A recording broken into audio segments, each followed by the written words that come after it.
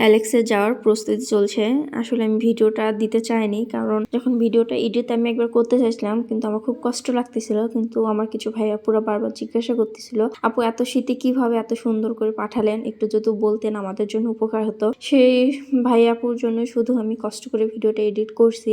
ভিডিওটা এডিট করার সময় আমার অনেক কষ্ট লাগতেছিল, কারণ বাচ্চাটা আমি দেখতে পাচ্ছি ঘরে খেলতেছে, অথচ আমার ঘরে নেই। আমার ঘরে অনেকবার বেবি হয়েছে, অনেকবার বেবি নতুন পরিবারে চলে গেছে। আমি তাদেরকে যখন হ্যান্ড ওভার করি আমার এতটা কষ্ট হয়নি, এত সাজসজ্জাও করিনি। কিন্তু অ্যালেক্সের জন্য মনটা আমার এত ব্যাকুল ছিল যে ওকে দিতেই মনটা চাচ্ছিল না, কিন্তু দিয়ে দিতে তা হবে, কারণ ও অন্যের ঘরের বাবু। আমি এই প্রথম কোনো বাবুর জন্য এত সাজসজ্জা করে পাঠালাম, শুধুমাত্র অ্যালেক্স জন্যই। হয়তো অ্যালেক্সকে বেশি ভালোবেসে ফেলেছি। আর আমাদের এখানে প্রচুর শীত, আমি চাইনি বাবুটা যাতে যাতে শীতে ঠান্ডা লাগুক, কারণ ওকে আমরা বেশি ভালোবাসি, আমি বেশি ভালোবাসি ওকে। আমি চাচ্ছিলাম ও একটু আরাম প্রিয় ভাবে যাক, কারণ রাত্রেবেলা যাবে ও একটু ঘুম ঘুম ভাবে যাবে না, এই কারণে কিছু তুলা দিয়ে সুন্দর করে গদি করে দিছি, জানি হিসু করলেও নিচে জানি পড়ে যায়, ওকে জানি ঠান্ডা না লাগে ওর, এই কারণে অনেক সুন্দর করে দিছি। আর সাইডে জানি বাতাস না লাগে, এই জন্য একটা বড় পলি ব্যাগ দিয়ে সুন্দর করে র্যাপ করে দিয়েছি।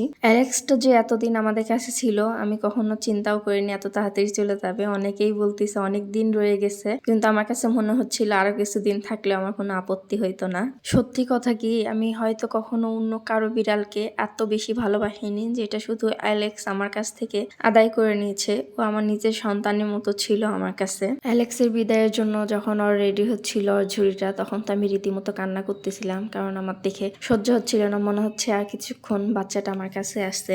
কিন্তু একটা নিয়তির কথা কি জানেন, অ্যালেক্স যতবারই যাওয়ার জন্য প্রস্তুতি রেডি হয়, প্রস্তুতি চলে অ্যালেক্সের, ততবারই অ্যালেক্সের যাওয়াটা পিছিয়ে যায়।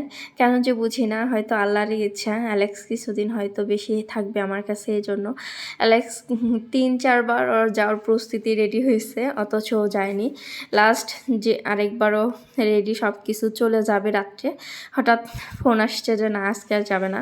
তারপরে পরে একদিন আমার কাছে বেশি ছিল বাচ্চাটা। আপনারা যারা বাচ্চা হ্যান্ড ওভার করেন এই শীতে, তারা কিন্তু এইভাবে রেডি করে দিতে পারেন, তাহলে বাচ্চাদের কিন্তু ঠান্ডা লাগার ভয় একেবারেই থাকে না। আর অ্যালেক্স ছিল আমার ঘরের আরেকটা সদস্য হিসাবে। আমি কখনোই ভাবিনি যে ও একটা বাহিরে বিড়াল, অন্য কারো বিড়াল। ও যে এত মিশুক ছিল, এত ভালো ছিল। স্নো সিম্বার সঙ্গে মিশে তো গেছে, ও আমাদের ফ্যামিলির প্রত্যেকটা মানুষের সঙ্গে মিশে গেছে। আমাদের বাসায় কোনো গেস্ট আসছে তাদের সঙ্গেও অ্যালেক্স এত ভালো করে মিশছে, কখনো বোঝাই যায়নি যে ও অন্য কারোর সঙ্গে মিশতেছে। বিদায় দেওয়ার সময় আমার তো খুব খারাপ লাগতেছিল, এই জন্য আমি ওকে ঝুড়িতে উঠাই দিলাম, রেডি করে দিলাম যে ও চলে যাচ্ছে। ও কিন্তু বুঝতেও পারতেছে না ওর সঙ্গে কি হচ্ছে, ও হয়তো ভাবতেছে ওর সঙ্গে খেলা করা হচ্ছে। অ্যালেক্স যদি কথা বলতে পারতো তাহলে ও অবশ্যই বলতো যে আমি যেতে চাই না, আমি তোমার কাছেই থাকতে চাই। ওর বিহেভিয়ার দেখেই বোঝা যায়, কারণ ও আমার সঙ্গে এতটা অ্যাডজাস্ট হয়েছিল। আমি তো মনে হয় জানি ওকে ছাড়া একবেলা থাকতে পারি না। যখনই স্নো সিম্বাকে খেতে দিতাম তখনই শুধু ওর কথাই মনে পড়তো। দোয়া করি বাচ্চাটা ভালো থাক, সুস্থ থাক, এই কামনা করি। ওকে যে জন্য নিয়েছে তার মনস্কামনা পূরণ হোক, আল্লাহ সবাইকেই সুস্থ রাখুক, এটাই চাই।